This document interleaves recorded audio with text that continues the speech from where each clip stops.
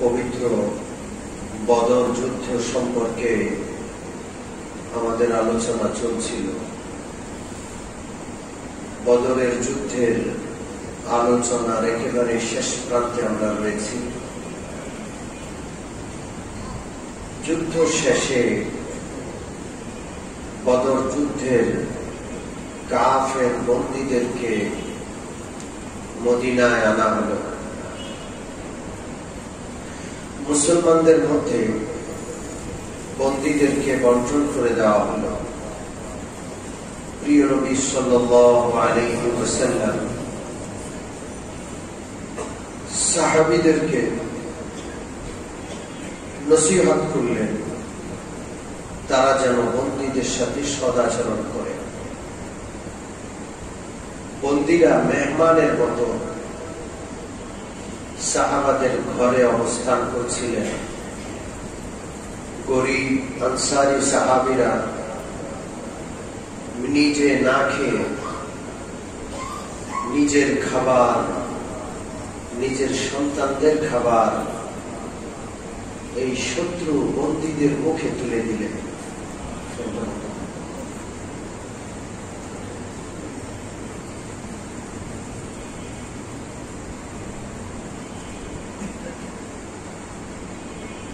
প্রিয় নবী সাল্লাল্লাহু আলাইহি ওয়াসাল্লাম সাহাবাদের সাথে পরামর্শ করে বন্দীদের ব্যাপারে মুক্তিপণ নেওয়ার সিদ্ধান্ত করলেন। বন্দীদের মধ্যে যারা পড়াশোনা জানত, প্রিয় নবী সাল্লাল্লাহু আলাইহি ওয়াসাল্লাম তাদের এক একজনের মুক্তিপণ হিসেবে 10 জন মদিনাবাসীকে পড়া লেখা শিখানোর দায়িত্বই দান করলেন। যারা পড়াশোনা জানত সেই বন্দীরা মদিনার বাচ্চাদেরকে, মদিনায় যারা পড়াশোনায় আগ্রহী এক একজন 10 জনকে পড়াশোনা শিখাতে শুরু করলেন। সেই সময় এই বদরের যুদ্ধবন্দীদের কাছ থেকে যারা পড়ালেখা শিখলেন তাদের অন্যতম হযরত যায়েদ ইবনে সাবিত রাদিয়াল্লাহু তাআলা, যিনি পরবর্তীতে কাতেবে ওয়াহী হলেন, পড়াশোনা শিখলেন। সেই যুগে লেখাপড়া জাননেওয়ালা মানুষ খুব বেশি পাওয়া যেত না। এটা তো 1400 বছর আগের কথা। আমরা ছোটবেলায়ও দেখেছি পড়াশোনা জানে এমন লোক কম। বেশিরভাগ মানুষ অক্ষর জ্ঞানহীন ছিলেন। আমার দাদি পড়াশোনা জানতেন না, কিন্তু খুব ইবাদতগুজার ছিলেন। সেই 80-র দশকে আমার চাচা সৌদি আরব থাকতেন। আমার চাচার চিঠি আসলে ঘরের সকলে একত্র হতো এবং একজনের সেই চিঠি পড়ে সকলকে শোনাতেন। এখন না চিঠি আছে, না সেই চিঠি লেখার মজা, না পিয়নের মাধ্যমে চিঠি পেয়ে চিঠির খামটা খুলে চিঠির এক একটা সতর পড়ার মজা আছে। ডিজিটাল যুগ এসে গেছে। কিসের চিঠি, কিসের কি। এখানে বসে আমেরিকার মানুষটার সাথে সরাসরি দেখে দেখে কথা বলছে। পৃথিবী হাতের মুঠোয় এসে গেছে।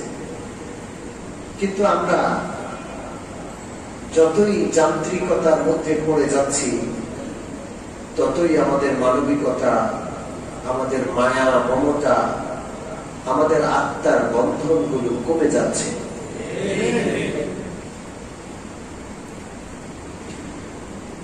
যাই হোক, হযরত যায়েদ ইবনে হারেসা রাদিয়াল্লাহু তাআলা আনহু সেই বদরের যুদ্ধবন্দীদের কাছ থেকে পড়াশোনা শিখলেন। তিনি ছিলেন মেধাবী।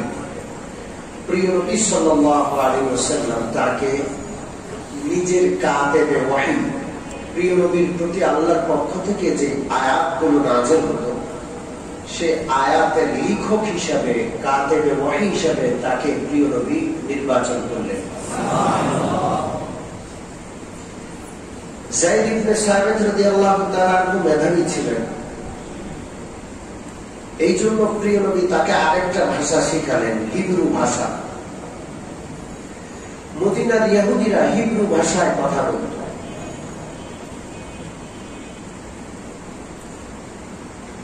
ফলে ইহুদিরা নিজের ভাষায় গালি দিচ্ছে নাকি প্রশংসা করছে বুঝার উপায় নাই। প্রিয় নবী সাল্লাল্লাহু আলাইহি ওয়াসাল্লাম যায়েদ ইবনে সাবিতকে বললেন, তুমি ইহুদিদের ভাষাটা শিখে ফেলো, কারণ ইহুদিদের বিষয়গুলো খোঁজ খবর নেওয়ার জন্য তারা তাদের ভাষায় আমাদের বিপক্ষে কিছু লিখছে কিনা, কিছু বলছে কিনা, বিষয়গুলো বোঝার জন্য তাদের ভাষা আমাদের জানার দরকার। হযরত যায়েদ ইবনে সাবিত রাদিয়াল্লাহু তাআলা প্রিয় নবীর নির্দেশ পেয়ে মাত্র 13, 14 বা 15 দিনে ইহুদিদের ভাষা, হিব্রু ভাষা শিখে ফেললেন। এরপরে ইহুদিরা সাবধান হয়ে গেল যে আমরা কোনো কথা বললে মুসলমানরা বুঝবে না এমন না, সব কথাই তাদের কাছে চলে যাবে, সমস্ত সংবাদ পৌঁছে যাবে।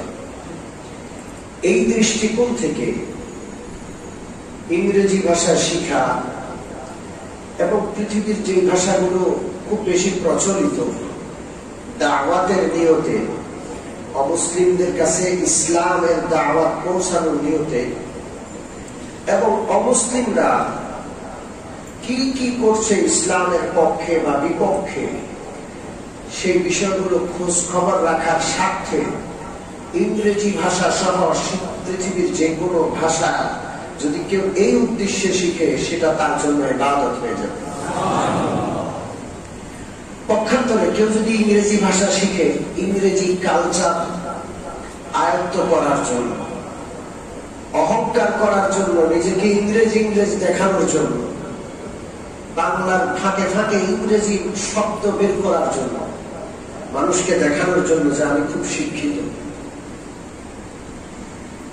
তাহলে এই অহংকারের কারণে, এই লোক দেখানোর কারণে, এই ইংরেজ অমুসলিম বা ইসলাম বিরোধীদের কালচার গ্রহণ করার কারণে তার কবিরা গুনাহ হবে, মারাত্মক গুনাহ হবে।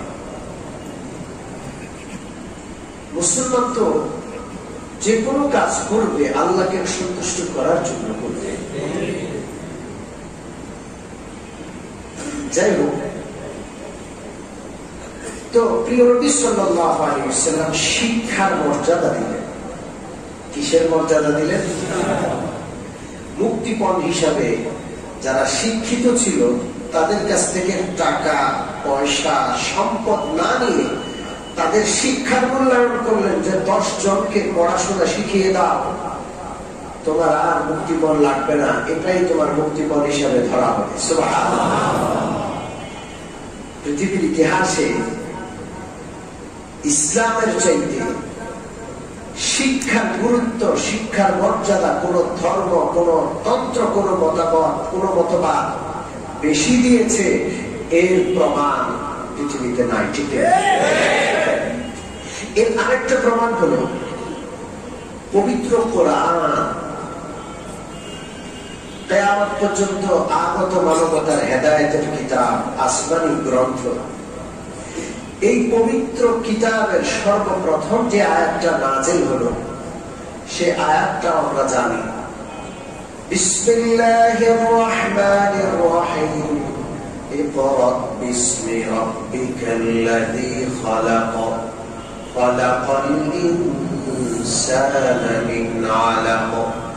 ইকরা ওয়া রাব্বুকাল আকরাম আল্লাযী আল্লামা বিল কলম। আল্লামাল ইনসানা মা লাম ইয়ালাম। এই কয়েকটা আয়াত সর্বপ্রথম আসমানী ওয়াহী হিসাবে আমার প্রিয় নবীর প্রতি আল্লাহ নাযিল করলেন হেরার গুহায়। আল্লাহু আকবার।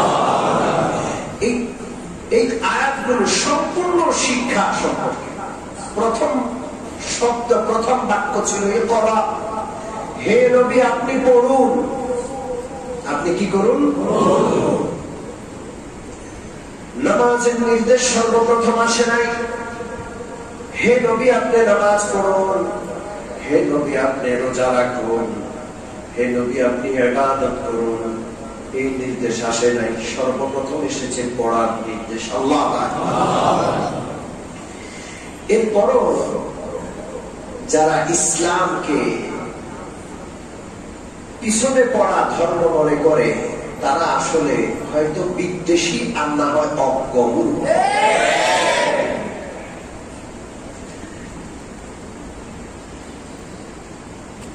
এখানে আল্লাহ তাআলা নির্দেশ দিলেন নবী আপনি পড়ুন। এখানে নবীজির শিক্ষক সরাসরি কে?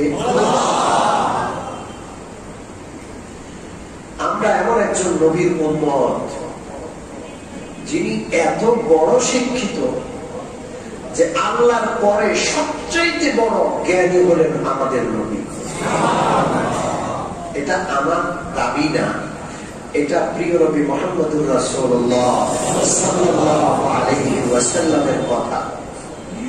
আল্লাহর নবী বলেন আল্লামানি রাব্বি ফাআহসানা তা'লিমি ওয়া আদ্দাবানি রাব্বি ফাআহসানা তা'দীবি। আমার প্রভু আল্লাহ রাব্বুল আলামিন সরাসরি আমাকে শিক্ষা দান করেছেন এবং তিনি সর্বোত্তম শিক্ষা আমাকে দান করেছেন। সুবহানাল্লাহ। শুধু শিক্ষার কথা বলে ক্ষান্ত হননি, আমার নবী বলেন আদ্দাবানি রাব্বি ফাআহসানা তা'দীবি। আমার প্রভু আল্লাহ রাব্বুল আলামিন আমাকে দীক্ষা দিয়েছেন এবং সর্বোত্তম দীক্ষা দিয়েছেন। সুবহানাল্লাহ। আজকে স্কুল কলেজ ভার্সিটিতে শুধু শিক্ষা আছে, দীক্ষা নাই। এই জন্য শিক্ষিতরা ভালো মানুষ না হইয়া বেশিরভাগ শিক্ষিতরা আল্লাহ মাফ করে অনেক অনেক ক্ষেত্রে পশুর চেয়ে অধম হয়। দীক্ষা নাই। একটা সময় ছিল স্কুল কলেজের শিক্ষকরাও দীক্ষা দিত, এই জন্য ছাত্ররা সাইকেল চালিয়ে আসছে। আমরা ছোটবেলায় দেখেছি স্কুলের হিন্দু শিক্ষক ছাত্রটা সাইকেল চালায় আসছে, হিন্দু শিক্ষককে দেখেও সাইকেল থেকে নেমে সালাম দিচ্ছে, হিন্দু শিক্ষককেও মর্যাদা দিচ্ছে। একটা সময় এটাও দেখেছি। এবং শিক্ষকের আশীর্বাদে তার ভবিষ্যতের উন্নতি হবে, এটা সমস্ত স্টুডেন্ট আর ছাত্ররা চিন্তা করত কিভাবে তার আশীর্বাদ দেওয়া। হিন্দু হোক তারপরও তার আশীর্বাদ দেয়। এখন না শিক্ষক না ছাত্র এমন আছে, শিক্ষকরা টাকা কামানোর পিছনে লেগে গেছে, ছাত্রকে পড়া থেকে বঞ্চিত করছে, ওকে ক্লাসে পড়ায় না, কোচিং এ যাওয়ার পরামর্শ দেয়, সেখানে মোটা অঙ্কের টাকা নিয়ে সে শিক্ষাকে ব্যবসার মাধ্যম বানিয়ে টাকা উপার্জন করছে। সবচাইতে বিনা পুঁজির বড় ব্যবসা হলো শিক্ষা ব্যবসা। আমার সাথে কি একমত আপনারা? শিক্ষকরা তাদের ছাত্রদেরকে দীক্ষা দেওয়ার বিষয়টা থেকে সরে গিয়ে ব্যবসার পথে নেমেছে, আর ছাত্ররা মনুষ্যত্ব থেকে নেমে পশুত্বের পর্যায়ে পৌঁছে শিক্ষকদেরকে পিটা করছে। ঠিক কিনা? কোন এক ইউনিভার্সিটির শিক্ষককে পানিতে ফেলে ছাত্ররা খুব চুবিয়েছে, সরাসরি ভিডিও ফেসবুকে ভাইরাল হয়েছে। এই জন্য ইসলামে শুধু শিক্ষা না, দীক্ষা। আর এই শিক্ষার সাথে দীক্ষা শুধু কওমি মাদ্রাসায় আছে। না হয় আপনি আশ্চর্য হবেন, অক্সফোর্ড ভার্সিটিতে যান, আপনি ইসলাম নিয়ে আপনি পড়াশোনা করতে পারবেন। তাদের ভার্সিটিতে ইসলামের ইতিহাস সহ ইসলামের কোন বিষয় নিয়ে পড়াশোনা করবেন সমস্ত বিষয়গুলো সেখানে আছে। আপনি সেখানে পড়াশোনা করেন, ডক্টরেট করেন, ঢাকা বিশ্ববিদ্যালয়েতেও ইসলামের পড়াশোনা বহু আছে, কিন্তু ওইটার সাথে দীক্ষা নাই। এই জন্য দেখবেন ঢাকা ভার্সিটিতে যারা ইসলামের বিভিন্ন বিষয় নিয়ে পড়াশোনা করে, ওদের না দাড়ি আছে, না টুপি আছে, না নামাজ আছে, না ধর্মকর্ম আছে। ও তো একটা বিষয় হিসাবে পড়াশোনা করছে, এটাতে তার ডক্টরেট করা লাগবে, না হয় এটাকে দীক্ষা হিসেবে সে গ্রহণ করে নাই। আরো আশ্চর্য হবেন, ইসলামের বিষয়গুলো নিয়ে পড়াশোনা করছে খ্রিস্টানরা, ইসলামের বিষয়গুলো নিয়ে পড়াশোনা করছে ইহুদিরা, বিধর্মীরা, ইমামই না। তো আমি বলছিলাম, ইসলামের মৌলিক বিষয়টার সাথে শিক্ষার খুবই সম্পর্ক। সর্বপ্রথম ওহী আল্লাহ শিক্ষা সম্পর্কে নাযিল করেছেন এবং ইসলামের শিক্ষার সাথে বাস্তব দীক্ষা রয়েছে, ঠিক কিনা?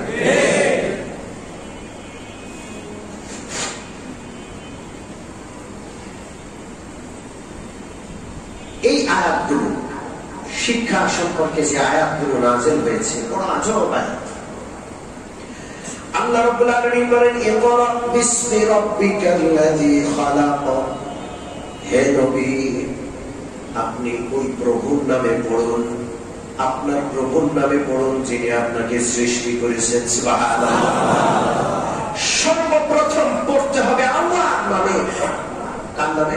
আল্লাহ। পুরা স্কুল কলেজের পড়ার মধ্যে প্রভুর নাম নাই। সারা জীবন পড়েও সে তার প্রভুকে চিনে না, এবং একটা গ্রুপ তৈরি হয় যারা প্রভু আল্লাহকে, তার প্রভুকে, তার রবকে অস্বীকার করে না। ওই শিক্ষাই না, সেই শিক্ষায় প্রভুর পরিচয়, মালিকের পরিচয়, আল্লাহর পরিচয় দেওয়া।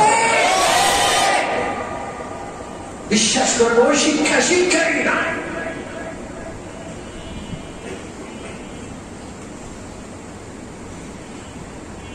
ওই সন্তানকে সন্তান বলেই বাবা স্বীকার করে না, যেই সন্তান বাবাকে মানে না।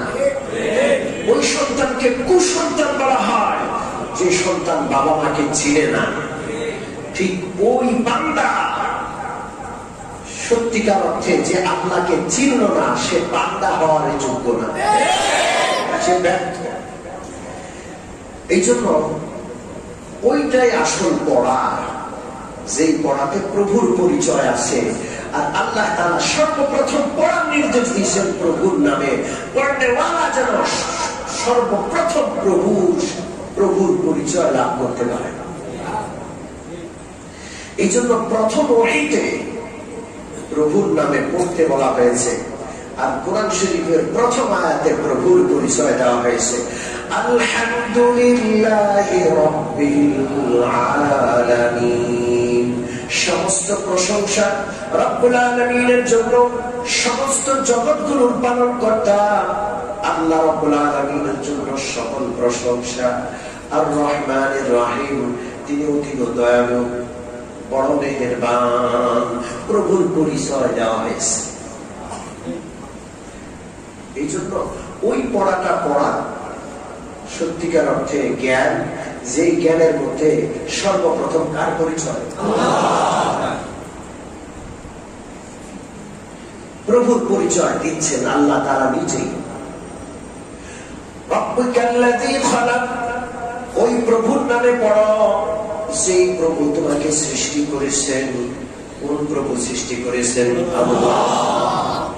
স্রষ্টাকে চিনতে হবে, এটা শিক্ষার প্রথম ধাপ। এই ধাপ যে পড়লো না, জানলো না, যাকে শিখানো হলো না, তার প্রতি অন্যায় বিচার করা হলো না।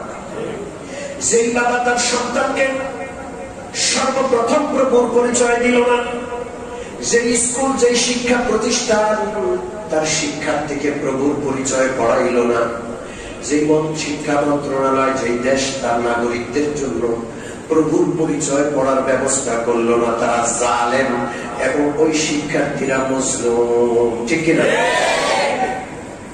ওই বাবা জালেম, ওই শিক্ষক জালেম, ওই প্রতিষ্ঠাতারা জালেম। আল্লাহর কাছে জবাব দিতে হবে যে সব শিখাইছো, সব চিনাইছো, এবং চিনাইছো টাকা, দেশ বিক্রি করে দিয়েছে, সমস্ত মেধার বুদ্ধি টাকা কামানোর পিছনে প্রয়োজনে দেশ বিক্রি করেছে, স্বাধীনতা বিক্রি করেছে, সার্বভৌমত্ব বিক্রি করেছে। সবকিছু চিনাইলা, মালিক আমি আল্লাহকে চিনাইলাম।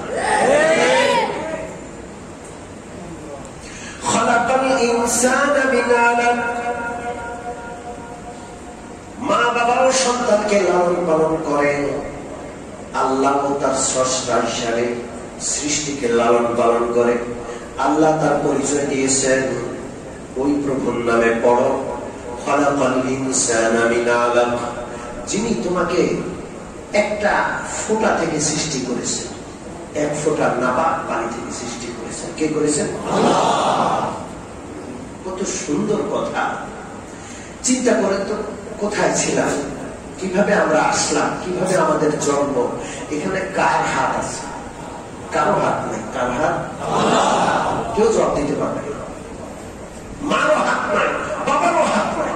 স্বামী স্ত্রী আনন্দ ফুর্তি করেছে, বিছনায় মজা করেছে, আর আল্লাহ তাআলা সেই এক ফোঁটা পানির মাধ্যমে আমাকে, আপনাকে, সারা পৃথিবীর সমস্ত মানুষগুলোকে সৃষ্টি করেছেন। আল্লাহ, ওই আল্লাহকে চেনার দরকার আছে না নাই?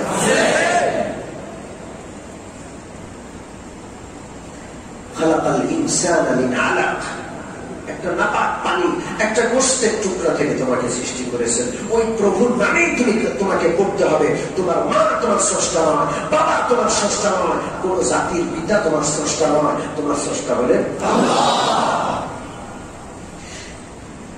আমাদের সন্তানদেরকে আমরা আল্লাহর পরিচয় শিখাই না, এই জন্য নাস্তিক হয়। একটা ছেলে আছে আজিমপুরে থাকে, কেমনে কেমনে আমার নাম শুনেছে, আমার নম্বর পেয়েছে, সে আমার কাছে ফোন করে এই পর্যন্ত 2 বার গেল। খুব মেধাবী, বোঝা যায়। ক্লাস 8-9 পর্যন্ত পড়াশোনা করার পরে অর্থের অভাবে, পারিবারিক আর্থিক টানাপোড়েনের কারণে সে দোকানে চাকরি করে, কাপড়ের দোকানে সেলসম্যান হিসেবে চাকরি করে। কিন্তু ছেলেটা মেধাবী, তার মনে আল্লাহ সম্পর্কে অসংখ্য প্রশ্ন, ইসলাম সম্পর্কে অসংখ্য প্রশ্ন, যেগুলোতে ঈমান নষ্ট হয়ে যায়। কিন্তু সে আলেমদেরকে ভালোবাসে, এই জন্য প্রশ্নগুলো সে আমাকে করে, এবং একটা ছোট্ট ছোট্ট প্রশ্নের জন্য এখানে ছুটি হলো মঙ্গলবারে, সে মঙ্গলবারে এখান থেকে উত্তরা গিয়ে আমার সাথে সরাসরি একটা প্রশ্ন করে 5 মিনিট, এরপর চলে আসে। আমি দেখলাম যে সে যে প্রশ্নগুলো করে সবগুলো প্রশ্নের জবাব আল্লাহ কোরআনে দিয়েছেন। আমাদের সন্তানগুলোকে আমরা কোরআন পড়াই নাই, এই জন্য সন্তানগুলো নাস্তিকদের খপ্পরে পড়ে নাস্তিক হয়ে যাচ্ছে। সে গত মঙ্গলবারে আমার কাছে এসেছে, এসা পড়েছে, ওখানে গিয়ে জিজ্ঞেস করে, হুজুর আমার মালিক যে আল্লাহ, আমি কিভাবে বুঝবো? আমি তো আল্লাহকে দেখি নাই, আমি আল্লাহকে মানবো কেন? কোন প্রমাণে আল্লাহকে মানবো? তার প্রশ্ন খুব গুরুত্বপূর্ণ। নাস্তিকরা এই প্রশ্ন করে, বলে যে আমি তো দেখি নাই। আমি বললাম আল্লাহকে দেখা যাবে না, সম্ভব না। আমাদের দৃষ্টি শক্তি সীমিত, আর আল্লাহ হলেন সীমিত না অসীম। এই সসীম সীমিত দৃষ্টি শক্তি দিয়ে মহান মালিক অসীম আল্লাহকে দেখা সম্ভব না, এটা আল্লাহ বলে দিয়েছেন। আল্লাহকে দেখা যাবে না। আমাদের দৃষ্টি শক্তি সীমিত কিভাবে? আমরা খুব দূরে দেখি না, সীমিত কিনা? আমার সামনে একটা কিতাব আছে, এই কিতাবটা যদি 5 হাত দূর থেকে পড়তে বলা হয়, আমি পড়তে পারবো। এই বইটা যদি আমার চোখের সামনে এইভাবে এনে রাখা হয় যে এখন পড়ে, আমি পড়তে পারবো না, পারবো না। তাহলে দৃষ্টি শক্তির মধ্যে সীমাবদ্ধতা আছে। একদিকে তাকাইলে বাকি দিকগুলো না দেখা থাকে, সামনের দিকে তাকালাম, ডান বাম উপর নিচ পিছনে না দেখে আছি, কিছুই দেখছি না। কে আমাকে আঘাত করছে পিছন দিক থেকে আমি দেখতে পাচ্ছি না, সীমিত দৃষ্টি শক্তি। এরপরে চোখের আলো দিয়ে দেখতে পাই না, যদি বাতির আলো, সূর্যের আলো না থাকে দেখতে পাবো? জোরে বলেন পাবো? হাজার রকমের সীমাবদ্ধতা চোখে আছে। এই সীমাবদ্ধ দৃষ্টি শক্তি দিয়ে অসীম মালিককে দেখতে চাওয়াটা বোকামি, দেখতে না পারাটাই যুক্তি। আর দেখতে যে পারবো না, দেখার ক্ষমতা নাই, এটা আল্লাহ বলে দিয়েছেন। কে বলেছেন? লা তুদরিকুহুল আবসার ওয়া হুয়া ইউদরিকুল আবসার ওয়া হুয়াল লাতীফুল খাবীর। পৃথিবীর কোন দৃষ্টিশক্তি আল্লাহকে দেখতে পাবে না, দেখা সম্ভব না, কিন্তু আল্লাহ রাব্বুল আলামিন প্রতিটা নজর, প্রতিটা চোখের খবর রাখেন। আমার চোখটা কি এমনি কানায় কাউকে দেখলো, ইশারায় কাউকে কিছু করলো, বললো, সবকিছুর খবর রাখেন কে? আমি এই চোখে আল্লাহকে দেখতে পাবো না, এটা আল্লাহর প্রশ্ন। তো সে বলতো আল্লাহকে আমি বুঝবো কিভাবে, আল্লাহ যে আমার মালিক আমি কিভাবে? আমি বললাম সেটা চিন্তা করতে হবে, সবকিছু দেখে আমাকে বুঝতে হবে এটা জরুরি না, অনেক কিছু চিন্তা করেও বোঝা যায়। ঠিক কি ঠিক না? আর চিন্তা কিভাবে করবো আল্লাহই বলে দিয়েছেন। আমি তাকে কোরআনের আয়াত থেকে কিছু শুনাইলাম। প্রথম সূরা ওয়াকিআয় আল্লাহ তাআলা মানব সৃষ্টি সম্পর্কে বলেছেন, আফারাআইতুম মা তুমনুনা আনতুম তাখলুকুনাহু আম নাহনুল খালিকুন। আল্লাহ বলেন তোমরা তো শুধু স্ত্রীর সাথে মেলামেশা করে এরপরে আলাদা হয়ে যাও। স্ত্রীর রেহেমের মধ্যে সন্তানটাকে পয়দা করা, লালন পালন করা, এটা কি তোমরা করো না আমি করি? কে করে? তাকে বুঝালাম আল্লাহকে বুঝতে হবে, চিন্তা করে ফিকির করে আল্লাহকে কেমনে বুঝতে হবে আল্লাহই বুঝাচ্ছেন। সূরা ওয়াকিআ আল্লাহ বলেন, আফারাআইতুম মা তাহরুসুনা আআনতুম তাজরাউনাহু আম নাহনুস যারিউন। তোমরা গাছের চারা এবং ফসল উৎপন্ন করার জন্য বীজ জমিনে ফেলে আসো, রেখে আসো, এরপরে তোমাদের আর কোনো কাজ নাই, ক্ষমতাও নাই, তোমরা এরপরে এটাকে গাছটাকে অঙ্কুর থেকে উঠাও।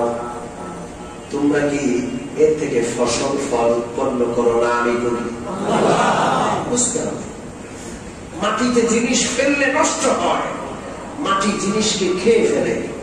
সেই মাটি যেটা জিনিসকে খেয়ে নষ্ট করে ফেলে, সেই মাটিতে আপনি চারার বীজ ফেললেন, সেই মাটির মধ্যে চারার বীজ একদিন ফসল দিবে, একদিন ফল দিবে। এটা মাটির ক্ষমতা, এটা কে করেন? আল্লাহ বলছেন চিন্তা করেন। ছেলেটা 2-3 মিনিটের মধ্যে বুঝে ফেলল। আমাদের শিক্ষার মধ্যে কোরআন নাই, এই জন্য আমাদের শিক্ষিত মানুষগুলো আমাদের হাত ছাড়া হয়ে ঈমান ইসলাম ছেড়ে কাফের নাস্তিক হয়ে যাচ্ছে। এই জন্য আমি বলি ওই শিক্ষা শিক্ষাই না, শিক্ষা নামের কলঙ্ক। শিক্ষা নামে যে শিক্ষার মধ্যে আমার প্রভুর পরিচয় না। আমার প্রভু সর্বপ্রথম আমার নবীকে পড়তে নির্দেশ দিয়ে ওই প্রভুর নামে প্রভুর পরিচয় দিচ্ছেন। যেই প্রভু তোমাকে সৃষ্টি করেছেন, কোত্থেকে সৃষ্টি করেছেন? খালাকাল ইনসানা মিন আলাক। মানুষকে একটা রক্তপিণ্ড গোশতের টুকরা থেকে এক ফোঁটা নাপা পানি থেকে সৃষ্টি করেছে। বলো দেখি কে সৃষ্টি করেছেন? কে?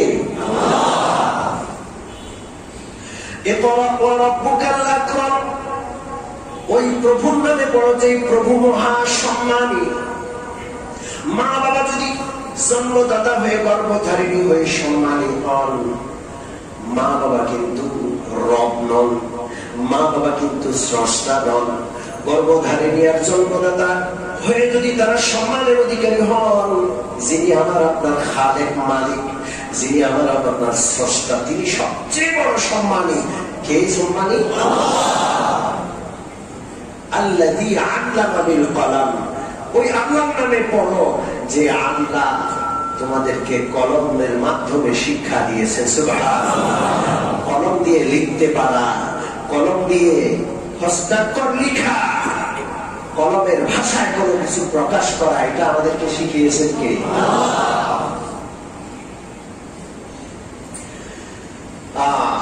আল্লামাল ইনসানা মা লাম ইয়ালাম, যে আল্লাহ মানুষ যা জানতো না তাদেরকে তা জানিয়েছেন। সুবহানাল্লাহ।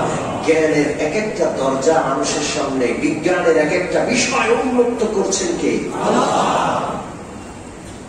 আল্লাহর কথা স্মরণ করতে হবে।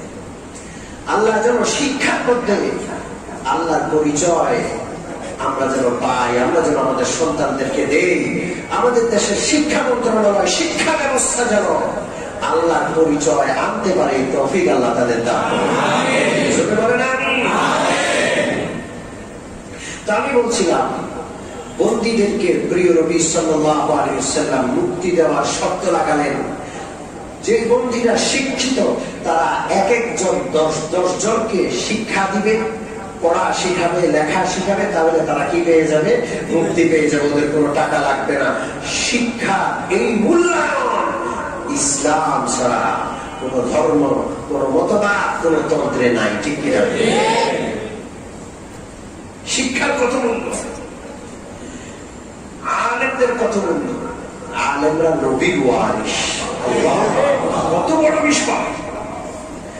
নবী কিয়ামত পর্যন্ত আর আসবেন না, শুধুমাত্র পবিত্র কোরআন শিখার কারণে, পবিত্র হাদিস শিখার কারণে একজন আলেম আমার বিশ্ব নবীর রূহানী সন্তান, শুধু বিশ্ব নবীর নন, 2,24,000 বা 1.5 লক্ষ নবীর রূহানী সন্তান হয়ে যাবে। আপনার সন্তানকে আপনি কার ওয়ারিস বানাচ্ছেন? আপনার সন্তান যদি আল্লাহ না করুন নাস্তিক হয়, তাহলে সে তো মাউসুদ্দিনের ওয়ারিস হল। ঠিক না? সে লেনিনের ওয়ারিস হল। আপনার সন্তান যদি বুশের মন মানসিকতা সম্পন্ন হয়, তাহলে সে নাপাক বুশের ওয়ারিস হল। ঠিক কিনা? আপনার আমার সন্তানকে সম্মানী বানাতে হলে নবীর ওয়ারিস বানাতে হবে। আল্লাহ যেন তৌফিক দান করেন। যাই হোক, শিক্ষার এই মূল্যায়ন ইসলাম করেছে, শিক্ষার এই মূল্যায়ন নবী করেছেন। সুবহানাল্লাহ।